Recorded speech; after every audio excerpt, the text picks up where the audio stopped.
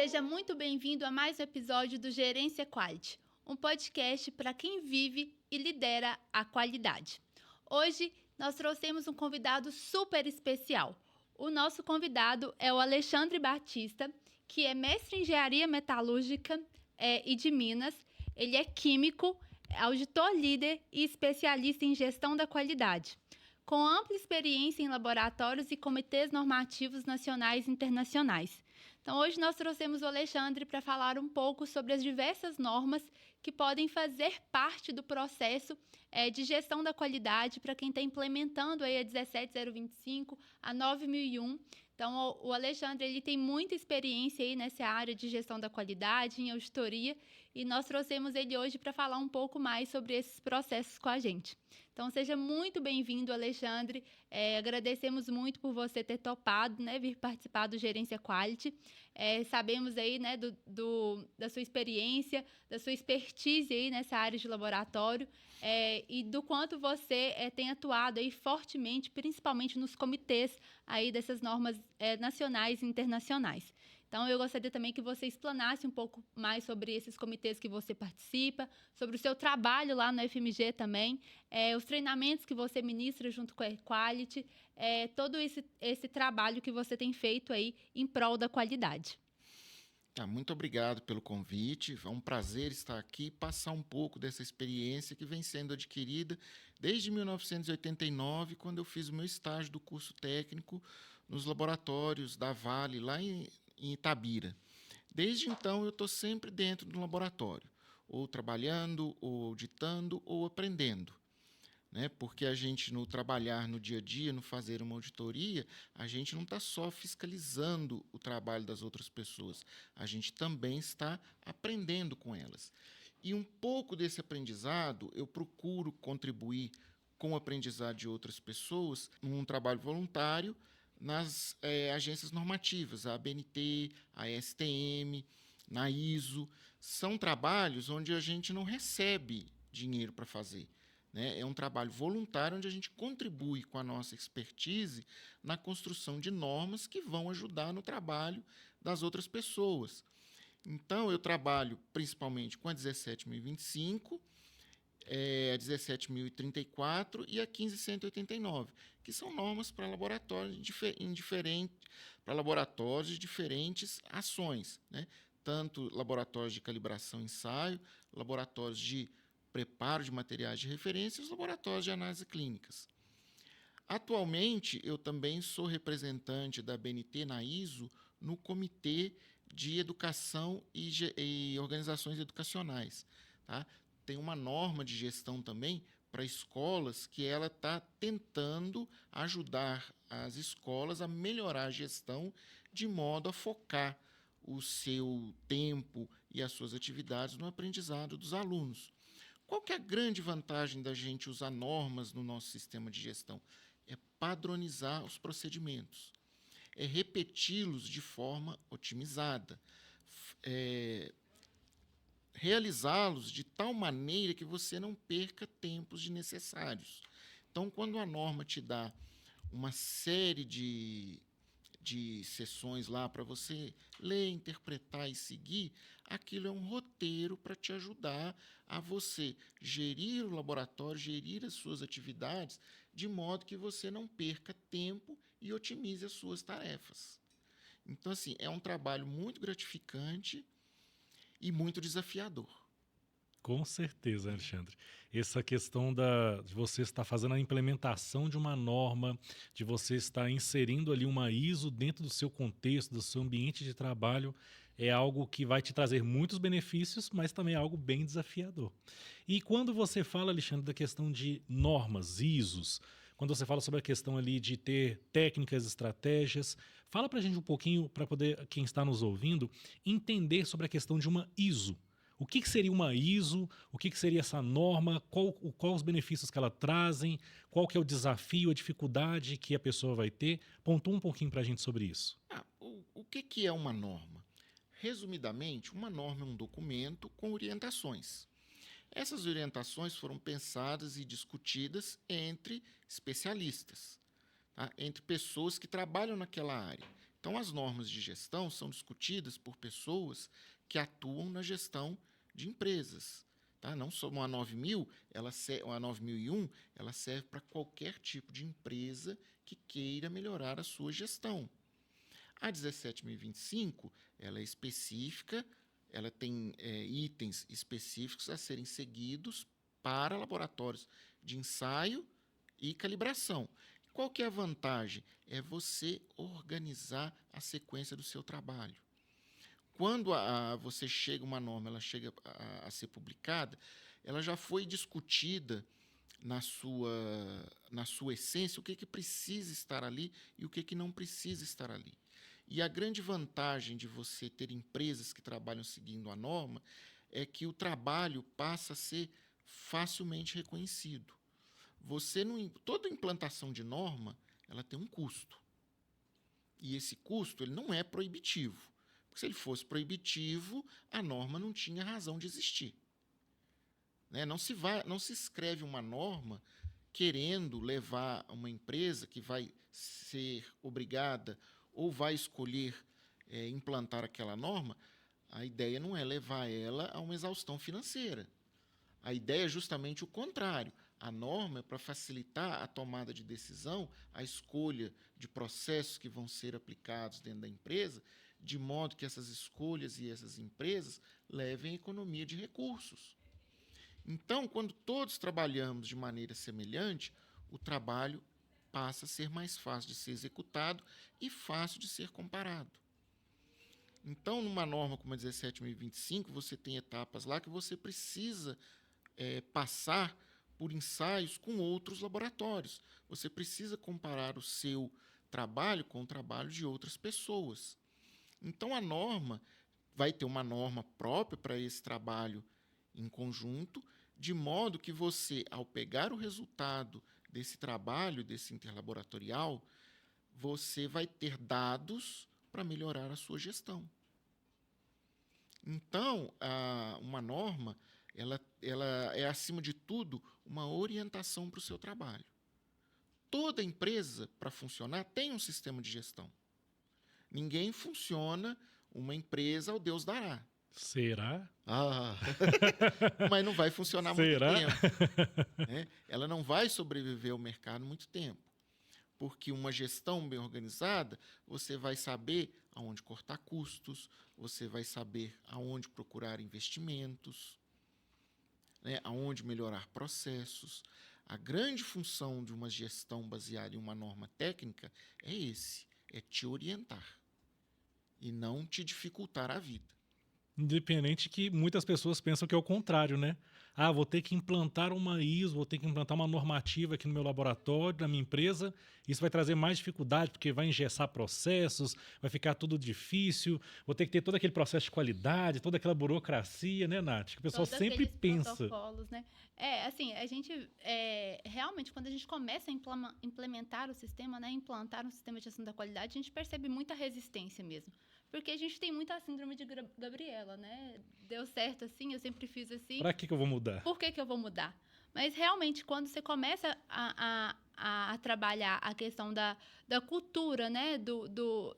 De você realmente mostrar para eles, né? O quanto aquilo pode melhorar a vida, melhorar a produtividade, melhorar, né, a estratégia deles ali dentro da organização, isso, né, começa-se a ter um movimento ali até a favor, né? Porque, assim, o processo é assim, primeiro o boicote, depois a possível tentativa de aceitação, aí depois que a gente começa realmente a eles levantarem a bandeira para a implementação do sistema de gestão da qualidade, assim.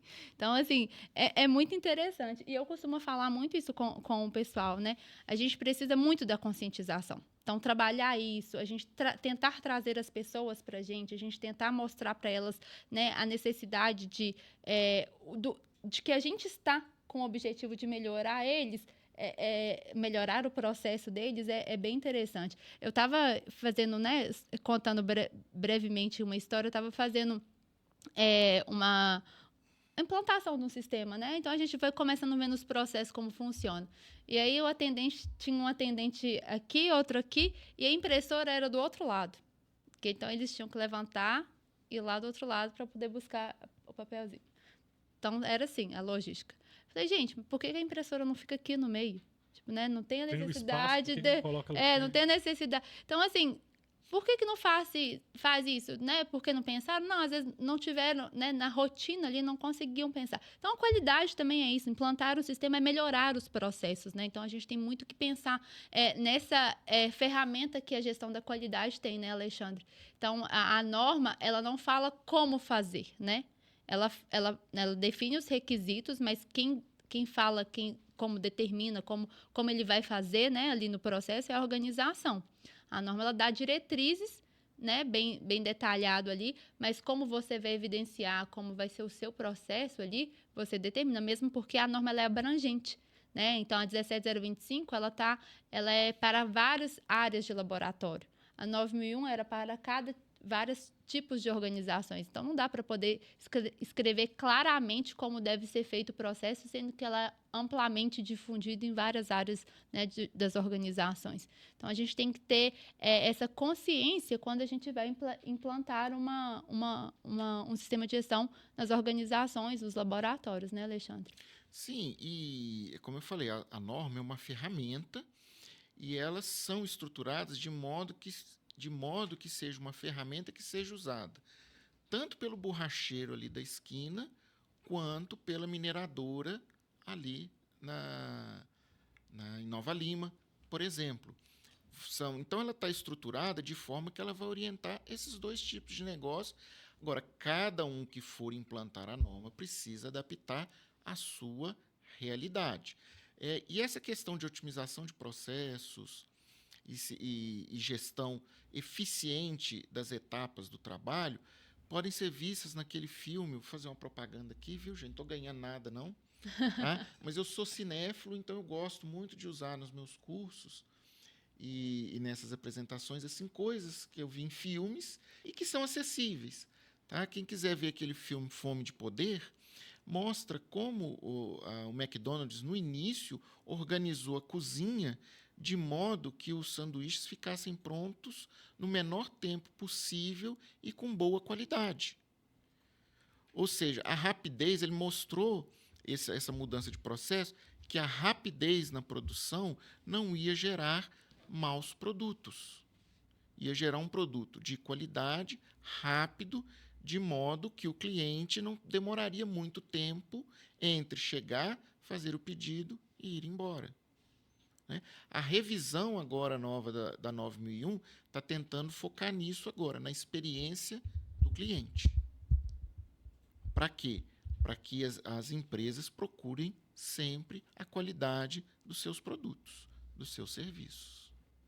E é um ponto importante também da gente avaliar, né, Alexandre, é o tipo de serviço que você está prestando. Então, você vai implementar um sistema, você vai adequar o seu processo de acordo com o tipo de serviço que você né, tem. Então, por exemplo, o McDonald's, que você deu a sugestão, a premissa dele é entregar um sanduíche rápido de qualidade. Mas tem empresas que não, né? Tem outras, né, organizações, outras empresas que não, que eles querem entregar mais elaborado. Então, o processo vai ser diferente, né? Então, assim, a gente tem que muito saber qual que é o objetivo da nossa organização para a gente saber qual que vai ser a estrutura do nosso processo. Porque senão a gente está implementando uma estrutura que não condiz com o nosso objetivo, né? Que não condiz com as nossas entregas.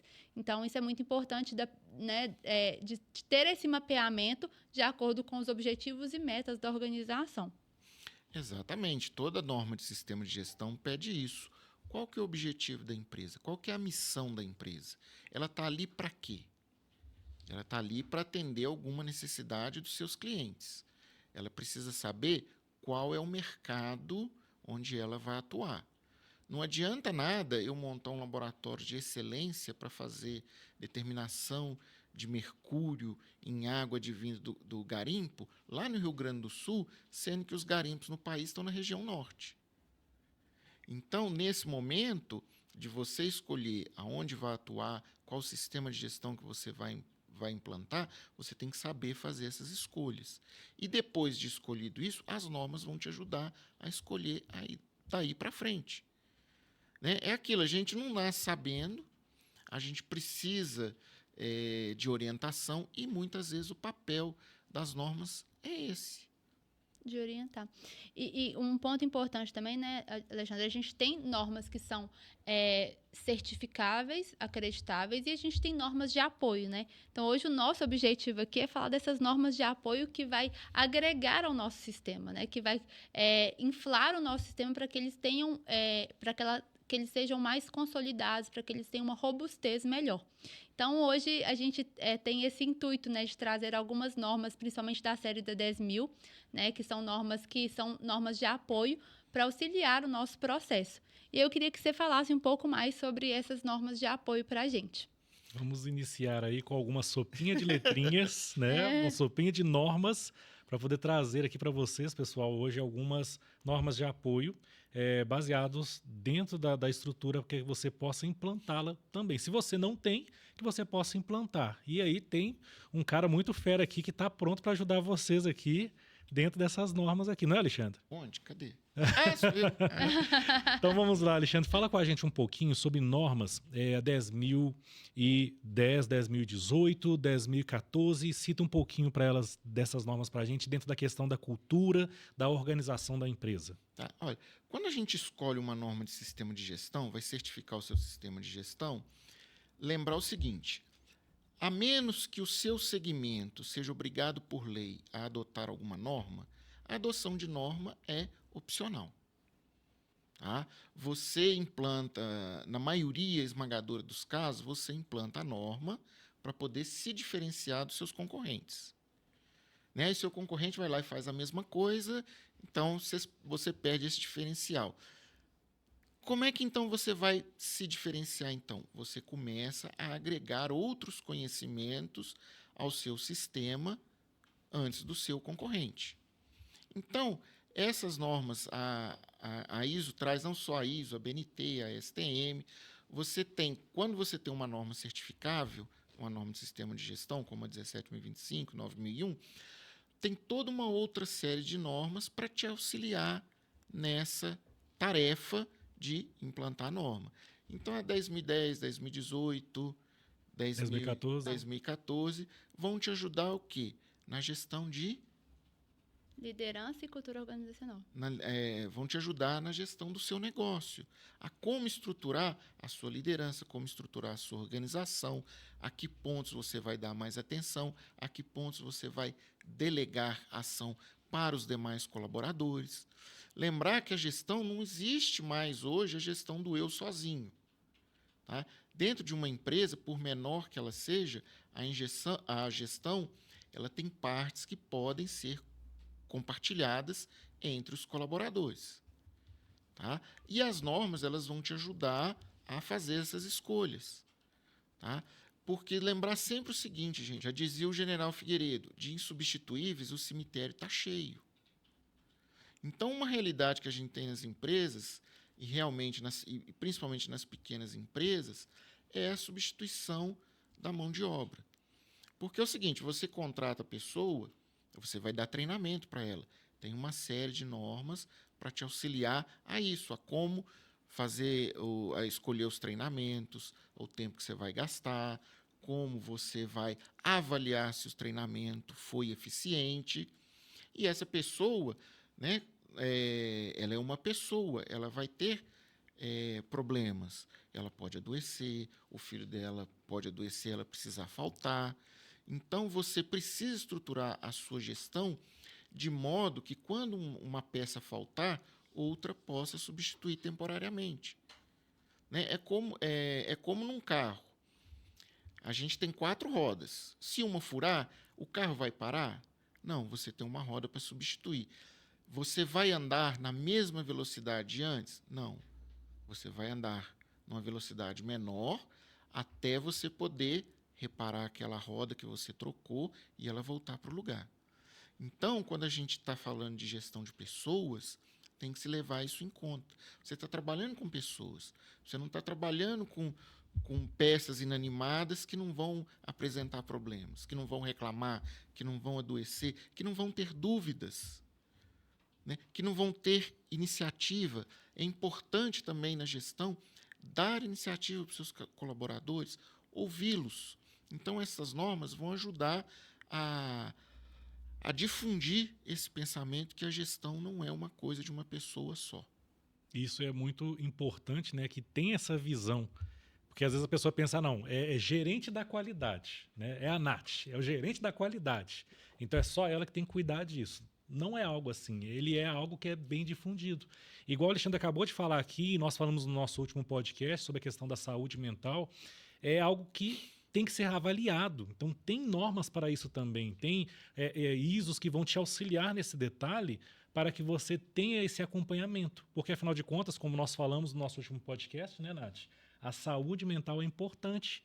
O Alexandre acabou de citar aqui, tem momentos que a pessoa vai adoecer, tem momentos que a pessoa não vai estar bem. Então, como avaliar isso? Qual que vai ser a técnica, qual que vai ser a forma pela qual você vai usar artifícios e estratégias para poder chegar num resultado em cima disso? Aí entra as nossas normas, entra as nossas ISOs. E nesse ponto, Alexandre, qual que é a dificuldade quando a gente fala sobre a questão de uma norma, do processo com relação à direção, à supervisão, né, um cargo de liderança dentro da empresa relacionado à norma? Olha, a grande dificuldade é justamente os gestores se sentirem ameaçados em perder a função deles na hora de começar a compartilhar responsabilidades com os seus colaboradores. Né? Afinal de contas, são seres humanos, isso é normal. Né? Dentro de uma estrutura empresarial, todo mundo, a gente que trabalha com empresas, a gente sempre tem esse medo de nós sermos substituídos. Melhorou muito nos últimos anos essa questão de a pessoa dominar ali aquele sistema, ficar com tudo para ele. Para quê? Para ele se sentir dono daquele processo e, com isso, ele perder o medo de ser desligado da empresa. Isso já passou, as pessoas já viram que hoje o importante não é você saber. É importante saber, não deixou de ser importante você ter conhecimento, mas passou-se a dar mais importância em você saber compartilhar aquilo que você conhece, aquilo que você sabe, aquilo que você aprendeu ali dentro da empresa. Uhum. Tá? Então, assim, o conhecimento nunca vai deixar de ser importante. Certo? Mas hoje dá-se muita importância justamente a você compartilhar aquilo que você sabe. Porque é o seguinte, quem tem o conhecimento, quem compartilha, está sempre aprendendo. Às vezes, a gente, ao conversar com uma pessoa, um estagiário novo que está chegando ali na empresa, a gente pode aprender visões novas que estão sendo discutidas no ambiente educacional e ainda não chegaram no ambiente empresarial. E vice-versa. Você, ao conversar com o estagiário, a passar as informações para ele também vai levar aquilo que ele aprendeu para o ambiente educacional. E vai mostrar também lá, na formação das pessoas, nas escolas, que novos conhecimentos, além daqueles que ele viu ali na escola, estão sendo difundidos no ambiente de trabalho e é uma via de mão dupla. A escola não dá para funcionar sem a empresa, e a empresa não dá para funcionar sem as escolas de qualidade formando o pessoal que elas precisam. Que é um dos gargalos que a gente tem hoje, é justamente a chegada de pessoas preparadas para determinadas posições dentro da empresa. E para isso a gente tem, lembra aí, por favor, os números, que eu também, gente, é norma demais na cabeça. É norma ISO, norma STM, norma BNT, os números voam. Eu sei que as normas existem. Né? Na hora que eu estou dando uma consultoria, estou fazendo uma auditoria, eu tenho lá meu caderninho. Né? Meu Colinha básica, né? Quando eu trabalhei num banco, a gente tinha uma pastinha com os procedimentos, a gente chamava de burrinho. Ah. Assim, você é burro, que é a coisa pejorativa, né? Você é burro, não lembra não? Vai lá, consulta o burrinho. Eu levo isso até hoje. Eu tinha em papel, agora é um HD de 1 terabyte que vai para todo lado, onde tem lá toda a documentação que eu sei que tem, eu vou lá e procuro e me informo. Então, essa parte de treinamento é aquilo. Você, claro, precisa de pessoas com conhecimento básico de determinadas funções. Quando você chega com essa pessoa na sua empresa, no seu laboratório, você vai treiná-la em quê? Você vai treiná-la nos procedimentos específicos que você executa no seu laboratório. Então, você tem normas para orientar. Quanto tempo você vai gastar? O que eu preciso treinar para essa pessoa que ela não aprendeu na escola? Né? Numa escola técnica, numa faculdade, ou mesmo num secundário, dependendo da posição que você vai ter no seu laboratório, são formações diferentes. O que você vai passar para ela de específico do seu processo? Depois que você treiná-la, como é que você vai acompanhar a eficiência desse treinamento? Você vai ficar todo dia ali, em cima dela? Ou você vai acompanhar os resultados que ela gera? Por semana, por mês, por ano? Então, as normas de treinamento, de gestão de pessoas, vai te ajudar nessa tarefa. Como incentivar as pessoas a participarem do processo? Como ouvi-las? Né? Já ficou famoso aquelas famosas caixinhas de sugestão, de você chegar ali, né? Para quê? Para a pessoa, né, com pesquisa, com trabalho, verificou que as pessoas tinham o quê? Tinham, às vezes, medo ou vergonha de expressar a opinião delas. Então, quando você cria ali uma caixinha de sugestão, você tenta mostrar para o seu pessoal, olha, vocês podem opinar. E não tem coisa que vai deixar o pessoal mais feliz do que uma opinião que eles deram ser implantada. E se não for, ser explicada. Por que aquela ideia não pode ser implantada? Para a pessoa também não mostrar para ela que existe conhecimento também que ela ainda não aprendeu. Sim. A norma de competência, treinamento e engajamento é a 10.015, Alexandre. E, assim, e é bem interessante você falar, porque a gente tem requisitos muito bem definidos na 17, na 9, para a parte de competência de pessoal, né? Uhum. Então, assim,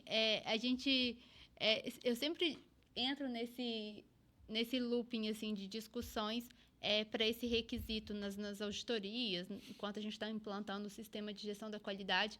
E é interessante você falar, assim, como a gente vai avaliar realmente a competência, né? Por exemplo, a 17025, ela não exige mais a avaliação de eficácia de treinamento. Ela exige o monitoramento de competência, né? O requisito é monitoramento de competência. E a gente tem um prazo ali para fazer o monitoramento de competência. Então, no meu entendimento, assim, da 17025, a gente define os critérios ali para a gente contratar um colaborador. Depois da gente definir esses critérios, né? A gente seleciona um colaborador que tem aptidão, que tem esses critérios definidos ali. Depois que a gente seleciona, a gente treina ele nos procedimentos internos ali do laboratório ou da organização como um todo.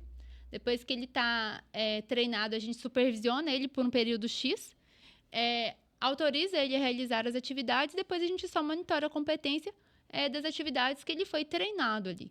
Então, para mim, esse processo fecha assim, né? Então, a gente não teria que ficar supervisionando o colaborador sempre. A gente supervisiona naquele período de tempo que ele está em aprendizado, vamos dizer assim. Depois, a gente monitora a competência para saber se realmente ele ainda continua executando a atividade conforme o procedimento estabelecido. Ou se teve, né, algum desvio ali durante a atividade que ele está realizando, né? Por exemplo, dentro do laboratório, a gente tem muito isso de forma quantitativa, né? Porque a gente tem emissão de resultados. No processo administrativo, a gente teria mais avaliação qualitativa, né?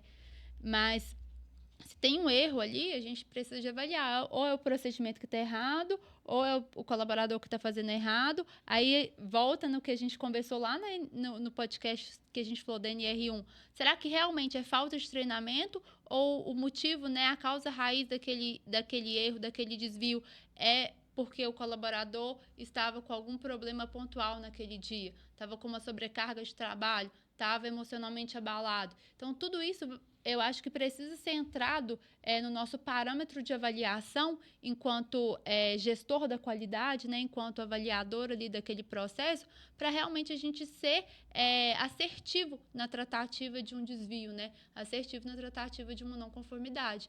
porque acho que não justifica a gente ficar enchendo o colaborador de treinamento, parando a empresa para poder dar um treinamento de algo que ele já tem conhecimento, que ele já tem expertise para realizar, e talvez o ponto ali, né, o foco principal, a causa raiz daquele desvio, seja ali algum problema emocional, algum desvio emocional, algum sobrecarga de trabalho. Então, isso tudo deve ser avaliado aí, e a gente tem aí a 10.015, né, que é essa norma exatamente para treinamento, competência e engajamento de pessoal. Eu acho que é uma norma bem interessante para ser melhor avaliada, né, para ser melhor estudada, para essa assertividade, né, nesse processo de competência de pessoal. Sim, e aí ela traz a grande importância, que é justamente do colaborador se sentir responsável pelo trabalho que ele faz. Não se sentir só obrigado a fazê-lo, mas sentir a responsabilidade na execução bem feita do trabalho dele. É você mostrar para ele que um erro que ele cometer, ele pode colocar a vida de outra pessoa em risco. Nós temos no Brasil, o governo trata a gente, o brasileiro, como um criminoso. Desculpa usar essa palavra, mas é assim que o governo trata a gente. Qualquer relação que a gente vai ter com o governo, nós temos que mostrar 500 e tantos comprovantes de alguma coisa. A gente, para dirigir um carro, a gente tem que tirar a carteira de motorista. Para tirar a carteira de motorista, a gente tem que provar que a gente fez um curso, leu tantas horas, dirigiu tantas horas, e para poder ter a carteira de motorista. Depois de que você tem a carteira de motorista, o governo continua te tratando como um irresponsável, te obriga de tempos em tempos, cada vez mais curtos, ir lá e mostrar tudo de novo que você ainda está em condições de dirigir. E ainda vai te cobrar um imposto, você vai cobrar um carro, você vai pagar imposto. Você vai pagar imposto para ter o carro, você vai pagar imposto para usar a estrada, você vai pagar imposto para usar o combustível. Então, a gente começa a ter uma ojeriza do governo. Quando a gente treina um colaborador e trata ele como um parceiro, a mostrar a ele que ele tem responsabilidade, ele começa a fazer o trabalho dele de maneira mais fluida, de maneira mais calma. De maneira que ele, na hora que ele vê a responsabilidade dele, que ele não é tratado simplesmente como uma peça. Não é mais um número dentro da empresa, né? Exatamente. Não é só aquela coisa, estou inserido aqui, faço parte de uma multidão, de um coletivo e pronto.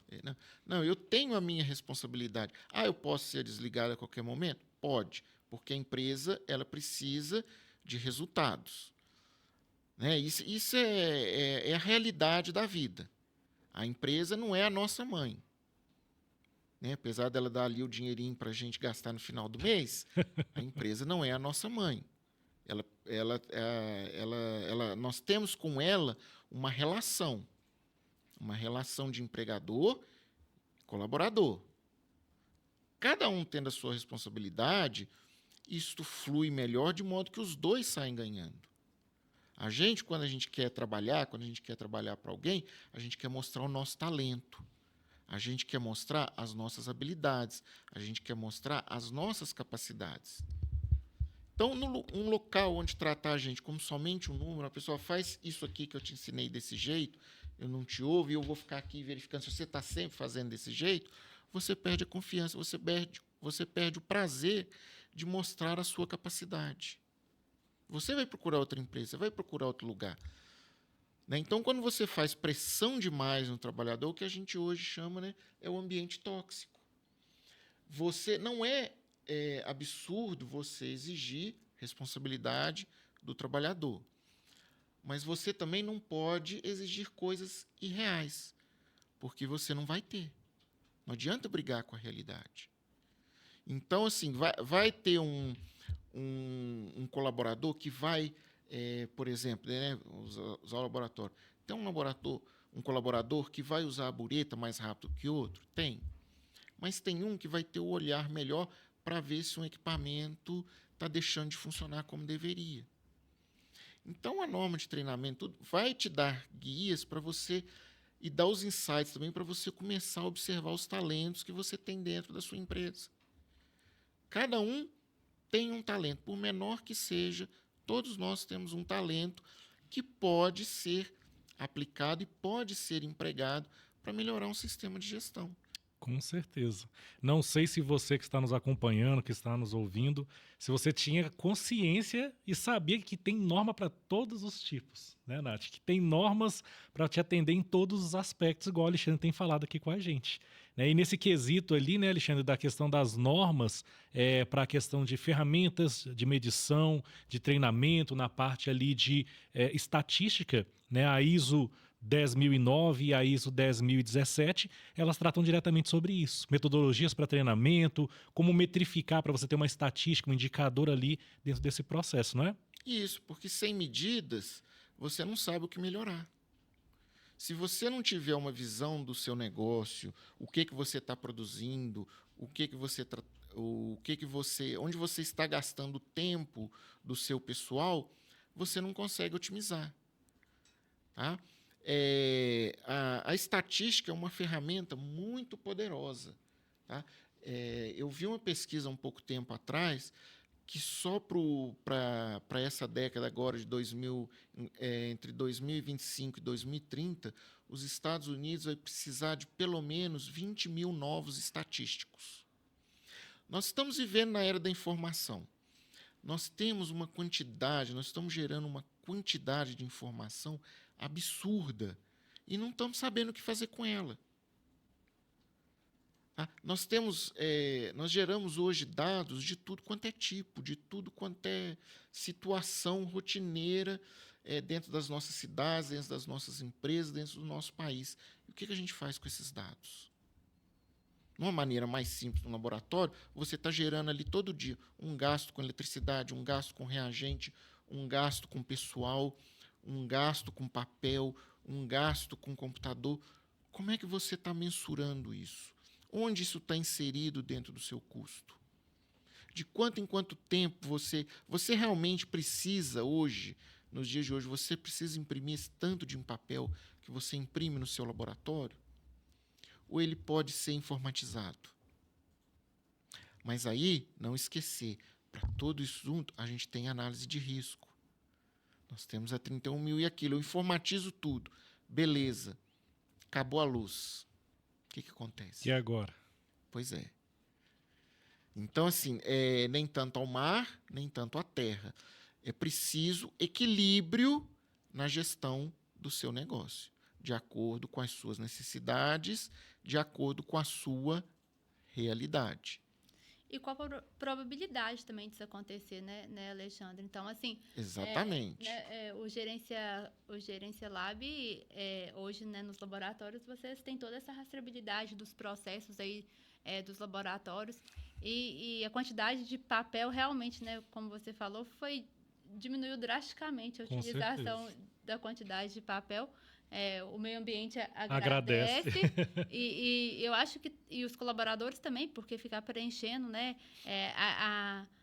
interpretar ali a letra de cada colaborador, de cada profissional ali também é um risco, né, que a gente tem de colocar um dado errado. Traz os erros de transcrição errada, demora poder levar os dados de um setor para o outro. Então, isso é um risco muito, muito crítico. Inclusive, a norma ainda tem um item, né, a 17025 tem um item 711 que fala sobre essa parte de transcrição de dados.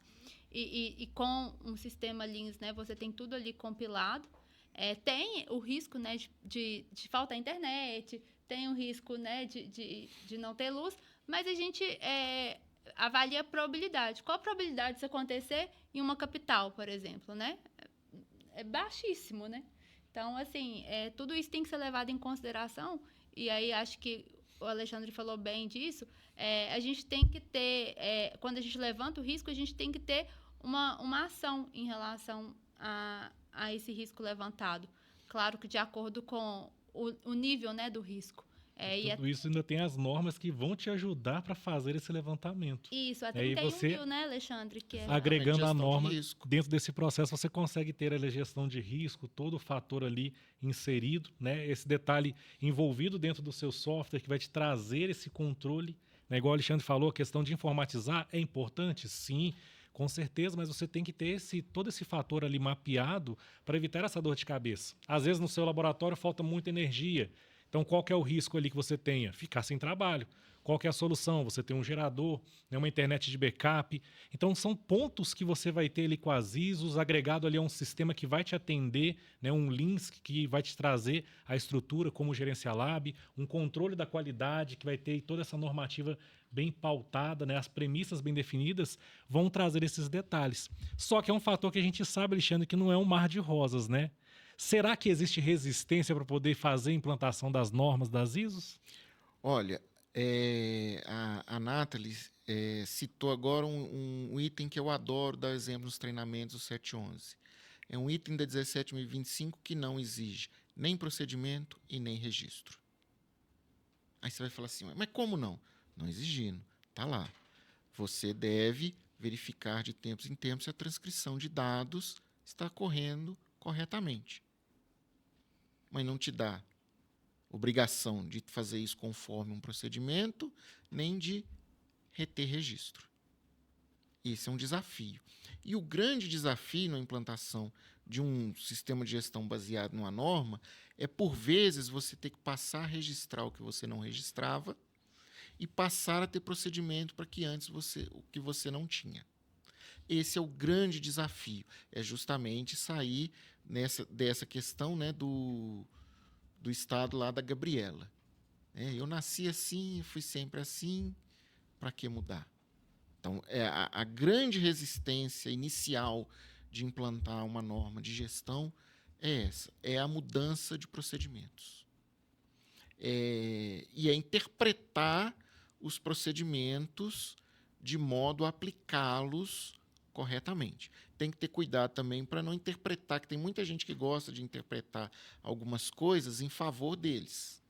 Tá? Um problema que eu já tive muito em auditoria é quando você vai fazer a gestão da qualidade ali do resultado. Então, você tem que passar amostras de controle. Então, os laboratórios usam uma referência, os laboratórios trabalham com água, usam standard métodos para fazer as análises. Já que você vai usar o standard métodos, então você vai inserir o standard métodos no sistema de gestão e vai ali usar todo o agregado dele para o seu sistema de gestão da qualidade. E lá, uma determinada local fala que você deve ter, por exemplo, para cada batelada de 20 amostras, você deve fazer um controle de qualidade. E aí, o que acontecia? Muito laboratório interpretou, eu vou fazer 20 amostras, depois que eu fizer 20 amostras, eu vou fazer o controle de qualidade. Interpretação tão simples, questão de uma linha.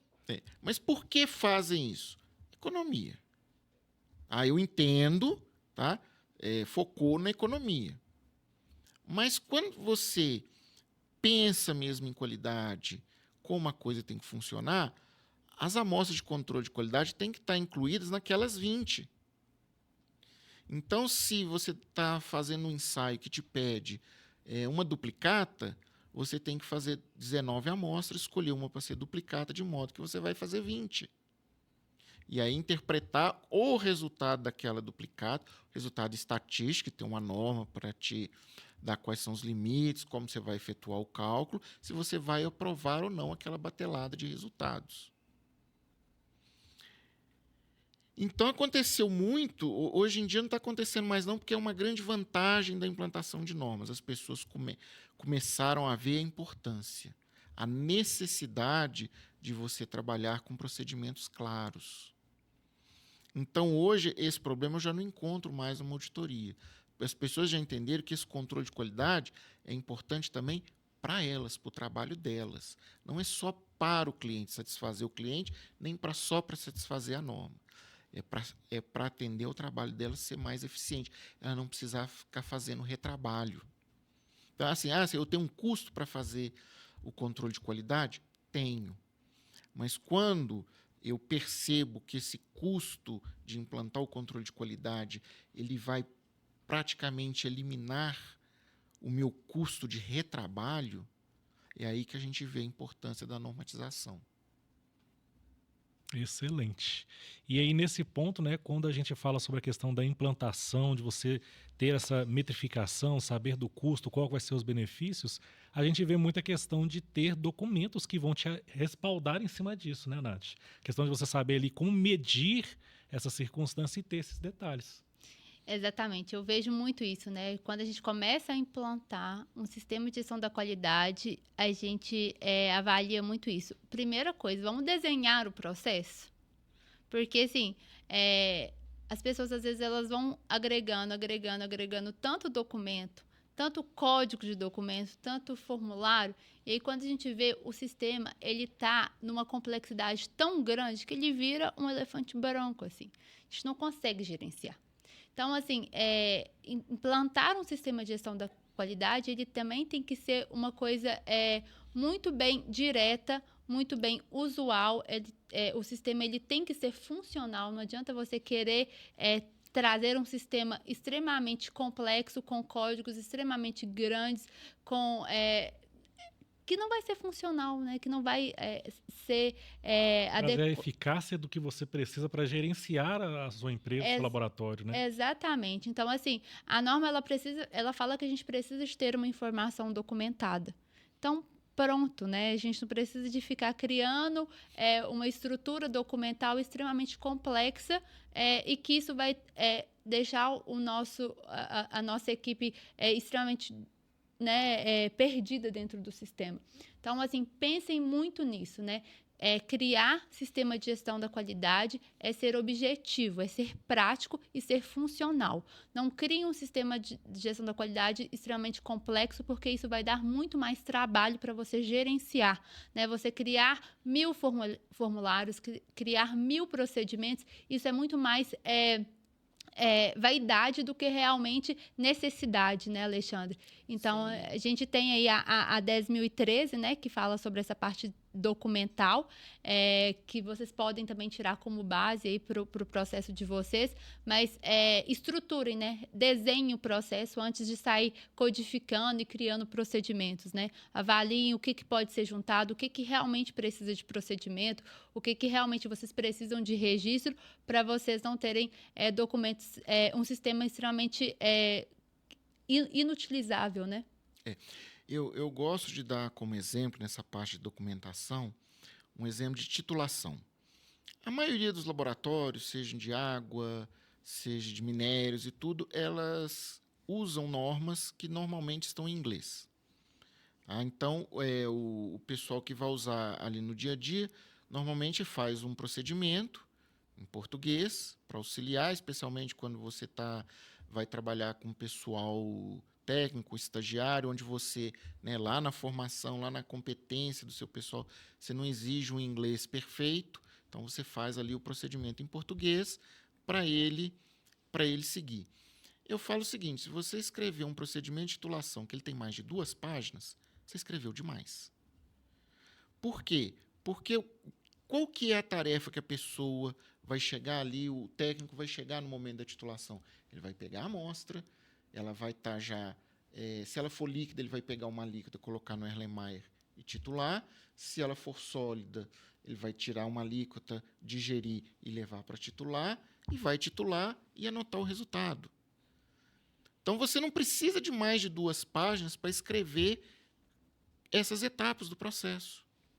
A norma é que tem lá todo o detalhe, como prepara cada reagente, como estatística para validar aquele método. Isso você deixa lá na norma. No seu procedimento, você enxuga, simplifica só o que a pessoa vai ali fazer. Então, isso vale para toda a documentação do sistema de gestão. Você não precisa ficar escrevendo processo para tudo. A norma pede, precisa ter procedimento para manutenção dos equipamentos, transporte, guarda. Gente, o equipamento vem com manual. É só você incorporar o manual no sistema de gestão. Para que você vai escrever um procedimento para isso? No início da 17.025, tinha demais nos laboratórios. Chegava lá, tinha procedimento de 20 páginas lá, citando equipamento por equipamento. Eu falei, não, gente, está no manual? Então, inclui o manual no sistema de gestão e acabou. Na hora que você precisar fazer uma limpeza, manutenção, onde é que você vai consultar? No manual do equipamento. Para que inventar a roda, sendo que a gente já tem toda a estrutura pronta e é só agregá-la dentro do nosso processo? Exatamente. Lembrar que a função da normalização é facilitar os seus processos, é organizar o seu trabalho e não dificultá-lo. E nesse ponto que você falou de facilitar, né, de trazer uma organização para que você tenha uma visão mais clara, uma estratégia de trabalho, a ISO 10014 ela vem com esse intuito, né, de trazer essa visão de facilidade, de clareza, você ter uma decisão estratégica mais assertiva dentro do processo e poder mapear aonde você precisa trabalhar, onde você precisa pautar, porque afinal de contas o risco deve ser levado em todas as considerações. Né? Independente do que esteja sendo feito, né, Nath, a questão do risco ela é muito importante. Igual você citou a questão da 31.000, da questão dos riscos, né, o mapeamento de risco. Como que você vê isso, Alexandre, da questão dessas duas ISOs que são fundamentais dentro desse processo? Olha, hoje os laboratórios estão evoluindo, como as normas, né, o processo está evoluindo. Hoje em dia, essa versão da 17025, ela trouxe para os laboratórios essa percepção do risco, essa necessidade da gestão do risco. Tá? E hoje eu vejo que os laboratórios estão melhorando essa gestão. Que a gestão de risco não é só você colocar ali, essa questão nós já falamos assim, vai acabar a luz, o que eu vou fazer? Não, ela também vai entrar nesses detalhes. Se eu tiver cliente demais, eu aumento ou diminuo o risco de eu começar a não dar conta nos meus prazos, a ter problema de contaminação nas amostras. Se eu sobrecarregar meus funcionários, vou ter um problema aí. Outro também, se eu começar a ter clientes demais, eu vou precisar contratar mais pessoal. Como é que fica o meu risco financeiro? Esse número de serviço que está aumentando e o número de pessoal que eu preciso contratar para poder atender esses novos serviços é suficiente para o meu negócio continuar existindo? Tem norma para isso também, para você ver a viabilidade, a saúde financeira da empresa. Tá? Gente, a realidade é essa. Empresa é para dar lucro. Se a empresa não dá lucro, é caridade. Caridade a gente faz quando eu vou trabalhar lá voluntário na BNT, na STM, na ISO, aí eu estou fazendo caridade. Agora, quando eu trabalho para qualquer empresa, eu quero meu salário no fim do mês. Aí eu não estou fazendo caridade, eu estou fazendo uma troca. Eu estou trocando o meu conhecimento, o meu tempo, pelo meu salário. A empresa, quando ela está atendendo um cliente, ela não está ali fazendo caridade. Ela vai cobrar o custo daquele trabalho do cliente. Então, o risco dentro da empresa, essa mentalidade de risco tem que assambarcar tudo. Desde o risco de um visitante tropeçar na portaria e cair e quebrar o joelho, até o risco de você descartar de maneira adequada os produtos do seu trabalho e eles contaminarem o meio ambiente. Nós temos aí a série 45.001 de cuidados ao meio ambiente. A 14, né? 14.001, perdão. 45.001 é para segurança e saúde do trabalhador, que também atualmente vai passar por revisão para justamente abordar novos riscos, novas questões que estão sendo levantadas no dia a dia. Agora, a abordagem de risco não é para você ficar doido, porque se a gente for pensar em todos os riscos que a gente corre ao longo do dia, a gente não saía da cama brigando qual que é mais arriscado, eu sair ou ficar aqui, porque se eu ficar aqui na cama também, eu tenho um risco. Então, assim, tudo na vida tem um risco. A gente precisa começar a observar como evitar que os riscos se realizem, que eles se concretizem. Né? Qual que é o risco, por exemplo, do Alexandre amanhã morrer numa BMW a 250 km por hora? É zero. Porque eu não tenho uma BMW, nem vou entrar na BMW com alguém que dirija a 250 km por hora. mas existe um risco de eu sofrer um acidente de trânsito. Então, nos laboratórios, e cada laboratório, cada empresa vai ter os seus riscos inerentes aos seus processos. E cada um com um nível de risco, né, conforme o processo. E aí é importante, né, Alexandre, a gente destacar que quando a gente faz esse mapeamento de risco, a gente tem ferramentas apropriadas para isso, né? Então, a gente tem a FEMEA, que é uma ferramenta para gestão de risco, para você avaliar o nível de risco, que aí é bem subjetivo a cada organização. Então, quando você faz esse mapeamento de risco, é muito importante que você faça um brainstorm ali com todo mundo, né? Com todos os colaboradores dos setores, os setores adjacentes ali ao processo, para vocês avaliarem o impacto que aquele risco tem no processo. O potencial dele acontecer. E a partir daquela percepção que cada colaborador vai dar ali de nota, você vai conseguir ter um valor ali do risco, né, pela FEMEA principalmente ali, que é uma ferramenta, e a partir daquilo você vai estabelecer ações, porque realmente não justifica você estabelecer uma ação para um risco que é super baixo de acontecer. Né? Então, assim, a gente tem que gastar energia e gastar recurso financeiro e tempo, onde realmente a gente tem uma probabilidade de que aquilo aconteça e de que aquilo vai ter um desvio grande no nosso processo. Então, né, se atentar a isso, né? Porque senão, é igual o Alexandre falou, se a gente for se preocupar, gastar energia com todos os riscos que a gente se depara dentro do nosso processo, dentro da organização, a gente não faria nada. Né? Então, tanto os riscos estratégicos quanto os riscos operacionais, eles precisam ser muito bem avaliados, né? Muito bem quantificados, para que eles realmente tenham a importância que precisam ter e tenham as ações que precisam ser inseridas ali dentro daquele contexto, né, Alexandre? Sim. Você, por exemplo, você não vai gastar... por exemplo, você vai construir uma unidade nova do seu laboratório.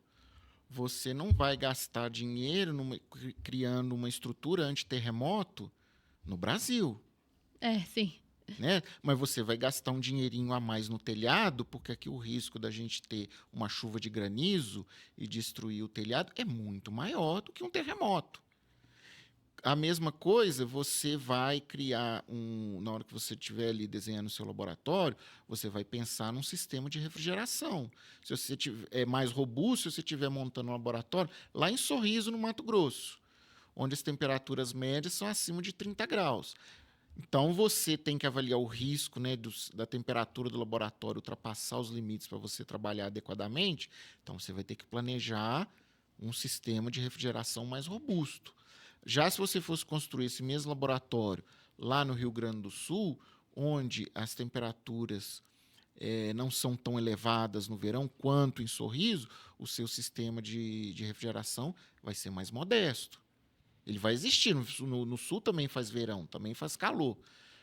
Mas é 3 meses no ano. Em Sorriso, é 10 meses do ano, a temperatura acima de 30 graus. Então, esse tipo de risco, na hora que você vai optar, né, pelas suas operações, é que você vai avaliar. Quando você vai comprar um equipamento novo, né, quando você vai comprar você vai ter que escolher entre um ICP e uma absorção atômica. Né? Os dois têm consumíveis diferentes. Eles têm peças no país para reposição. Eles têm... Você consegue qual que é mais fácil de você conseguir técnico? Para operar a absorção atômica ou para operar o ICP? Qual que é o risco, então, de você comprar um ICP e depois não encontrar um técnico para operar? O argônio é mais barato que o acetileno. Beleza, mas ele gasta mais do que o acetileno. Então, qual que é o risco de faltar verba para eu alimentar o ICP? Então o risco é alto, então eu tenho que ir atrás de clientes que me tragam amostras que sustentem meu ICP. E é assim que a coisa funciona. Você começa a trabalhar a gestão do seu negócio usando, além do financeiro, os riscos.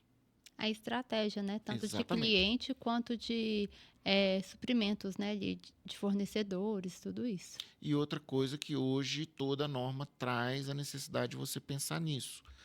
as mudanças climáticas, que eu não gosto desse nome.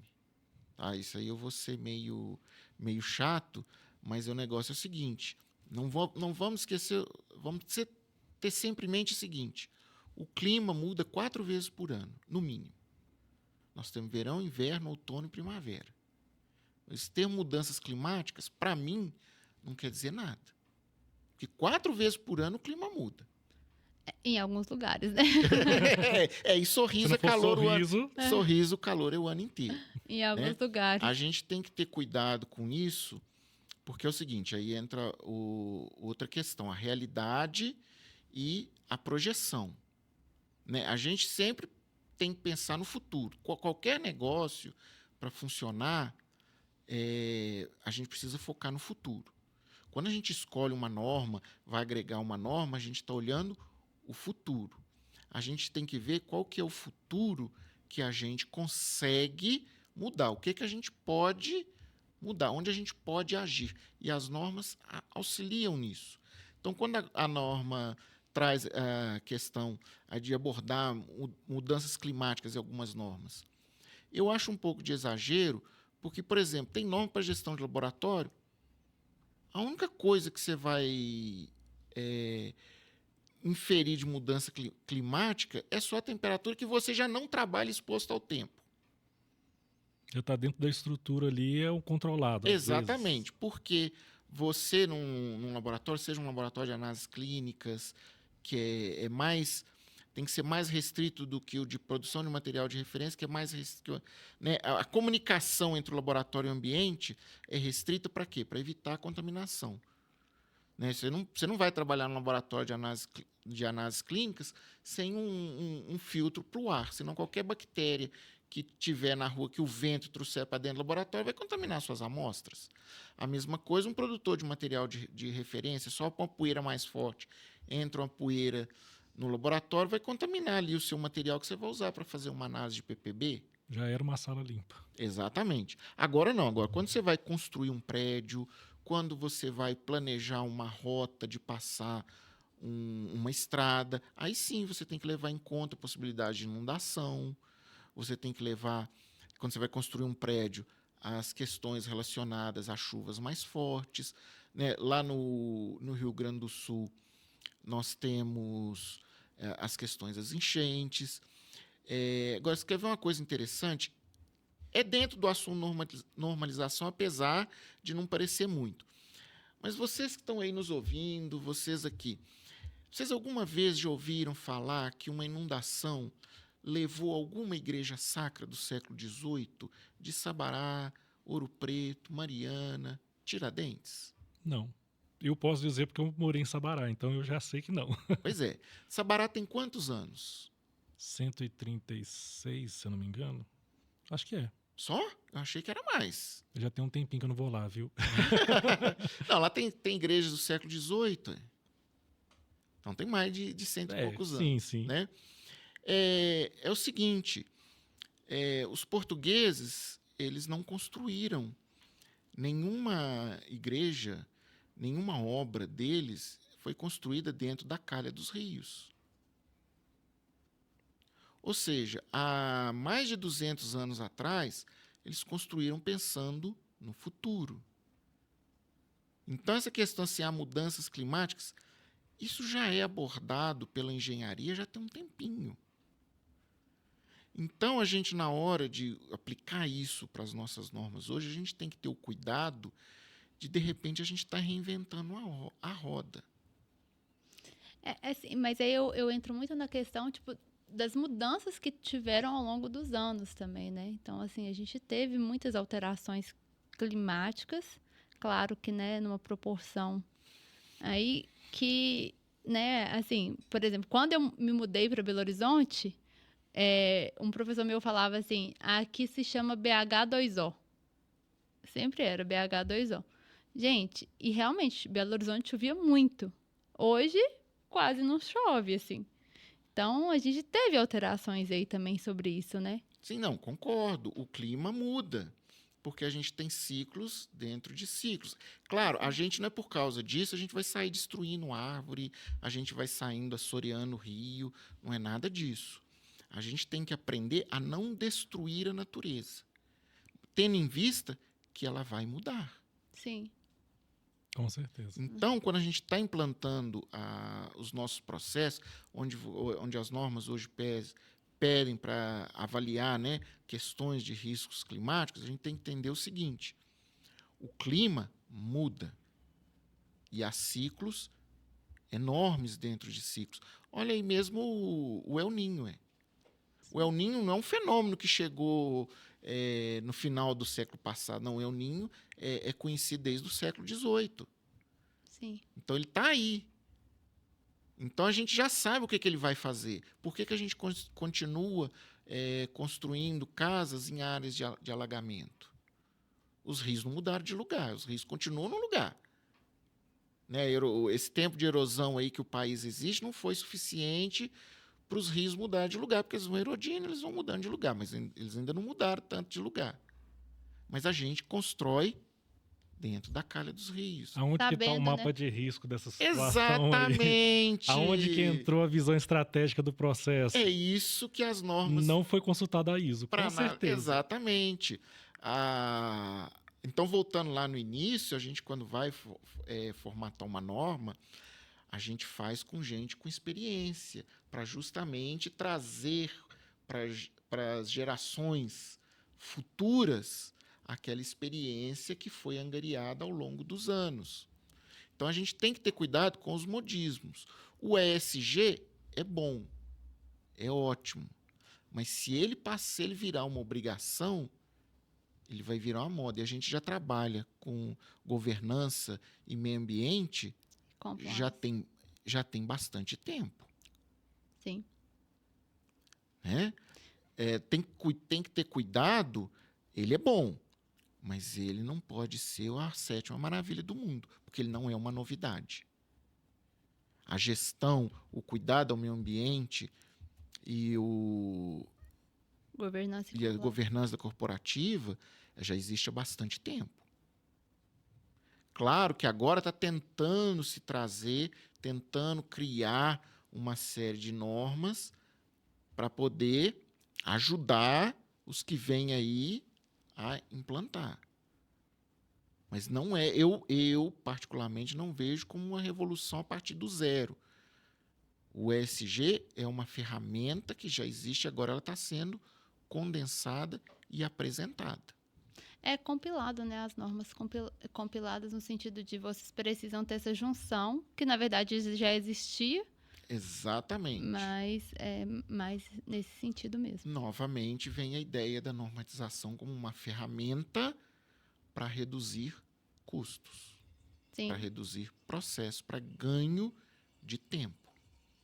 Sim. E isso é algo que os nossos ouvintes aqui, seja ele um diretor de laboratório, seja ele um supervisor, um colaborador, seja uma pessoa que está ali de frente, na linha de frente do laboratório, frente ao cliente, você pode notar que a norma é algo que vai te ajudar. Ela não vai te trazer barreira, não vai te trazer empecilho, não vai querer te impor circunstâncias, nada disso. Ela veio para te ajudar, para te dar um caminho, uma forma que você possa facilitar o processo dentro da qualidade, o foco principal da nossa conversa aqui. Então, assim, tudo isso que o Alexandre falou para nós aqui, todo esse conteúdo que ele trouxe, né, a nossa sopinha de letrinhas aqui, das normas, das ISOs, tudo isso para poder mostrar para você que está nos acompanhando que a normativa ela vem para te auxiliar, não é para te trazer dor de cabeça nem trabalho. Ela vai ter as suas necessidades para implantação, é lógico, mas é algo que no final vai ser benéfico em todos os pontos, não é, Alexandre? Sim, se a normatização trouxesse dificuldade, ela não teria feito sucesso. Ela não estaria aí distribuída ao longo do mundo de diversas normas. Tá? Vocês que trabalham no laboratório, para você ver a que ponto nós estamos aprimorando as normas. Existe norma para você usar papel de tornassol para medir pH de amostra.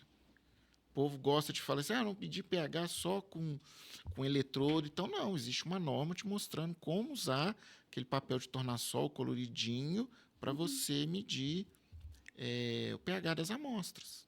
Exemplos práticos para o nosso dia a dia dentro da esfera laboratorial. Exatamente. Alexandre, foi assim um bate-papo enorme de conteúdos, muitas informações.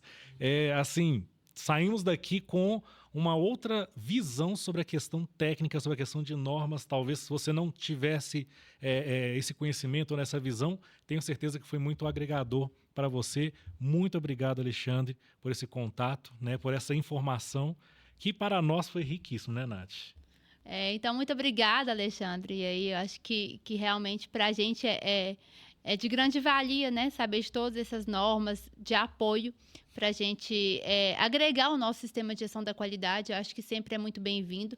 A gente só realmente precisa de ter essa ciência do que é norma passível de certificação, norma passível aí da acreditação, o que é uma norma de apoio, qual que é o escopo pretendido ali para aquela organização, para aquele laboratório, para que a gente também não coloque tanta informação, né, não queira trazer tudo de uma vez. Então, tenha planejamento para executar as atividades, para implementar ali os processos, para que realmente seja um processo factível, né, para que vocês realmente consigam tirar proveito de todas essas normas que a gente citou aqui. Então, eu agradeço muito ao Alexandre por ter trazido esse conhecimento todo. Ele que está aí, né, nos comitês, então ele está à frente aí de vários comitês, então ele traz essas informações aí em primeira mão para a gente, de revisões de normas que estão sendo publicadas, né, de conhecimentos que estão sendo aí difundidos e de novidades para a gente. Então, muito obrigada, Alexandre, por esse momento. Espero que as pessoas elas conheçam mais, né, desse trabalho, conheçam mais dessas normas que a gente falou aqui. Então, muito obrigada mesmo pela sua participação. Eu quero agradecer a presença, a confiança, espero que o público tenha gostado. Ignorem as bobagens que eu falei, porque a gente fala no dia a dia, é importante isso, você demonstrar o seu conhecimento, compartilhar. Eu vim aqui com essa ideia, compartilhar o conhecimento, e convido vocês também a compartilhar o conhecimento de vocês.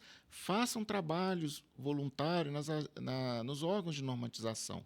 É fácil participar dos comitês da ABNT, é aberto a todos, é de graça. Você não vai ter um custo financeiro para poder participar dos comitês.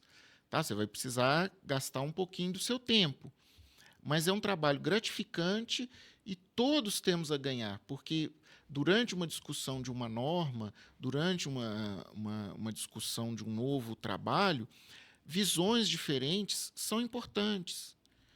Então, assim, você lembrar sempre, a construção de uma norma ela se dá com a combinação da visão de várias pessoas. Então, aqueles itens nas normas, eles não estão ali à toa. Alguém sugeriu, aquilo foi avaliado por um grupo. Depois que esse grupo fecha a norma, isso vai à consulta pública.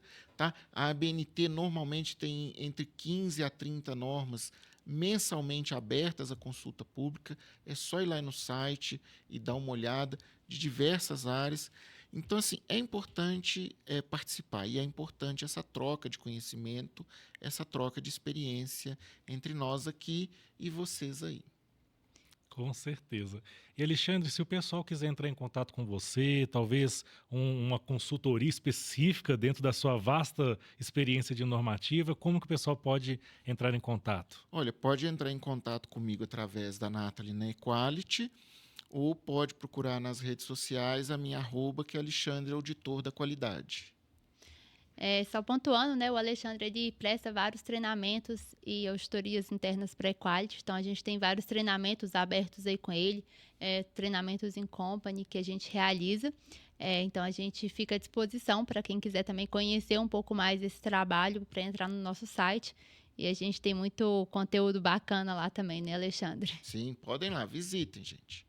E também, pessoal, como nós falamos aqui hoje, né, acerca de normativas, às vezes as questões técnicas, né, existentes, o Gerência Lab, que é um sistema LINS para laboratório, ele é pautado em cima da 17025, trazendo todos os seus critérios necessários para que você tenha ali todos os seus registros, rastreabilidades, as questões técnicas ali voltadas, como o Alexandre falou, né, a questão da visão que você tenha, todo o conteúdo que você vai trabalhar dentro do seu laboratório, pautado num sistema que vai te atender em todos os seus aspectos necessários.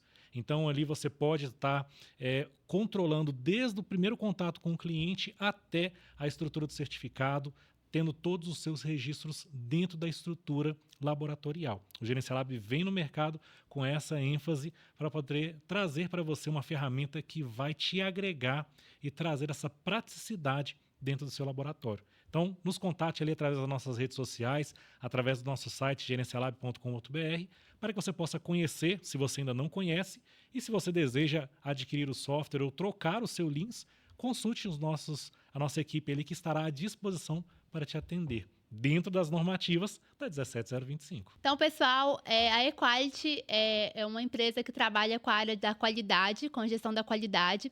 A gente atua na parte de consultoria, treinamentos, auditorias internas, desenvolvimento de métodos, validação de métodos. Então, a gente atua aí nas normas ISO 17, 14, 45, 9001, com vasta experiência nessa área de laboratórios e organizações.